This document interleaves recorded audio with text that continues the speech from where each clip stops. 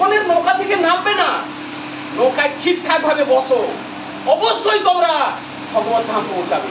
কারণ প্রভুপাদ এই গ্যারেন্টি দিয়েছেন, গ্যারেন্টি দিয়েছেন প্রভুপাদ যে তোমরা সবাই ভগবত ধামে যাবে, সেখানে পৌঁছাবে, কৃষ্ণের কাছে যাবে তোমরা। আবার যাবো ওখানে, আমরা সবাই ওখানে কৃষ্ণের সঙ্গে খেলবো, এই আমাদের মনের বাসনা। তো আমরা যদি নৌকা থেকে নেমে যাই মাঝ রাস্তায়, কি হবে আমাদের? হ্যাঁ, তাহলে আমাদের কি হবে? না না ঘরকা না ঘাটকা, আমরা এগুলো না, এখানে মাঝ রাস্তায় আমরা নদীতে ঘুরে। তো আমাদের উচিত হবে সব সময় কৃষ্ণের চরণ ধরে, আমরা গুরু মহারাজ সদ্গুরুর চরণ আশ্রয় করে আমরা ভগবত ভজন করতে থাকবো এবং ইস্কনের নৌকা থেকে নামবো না।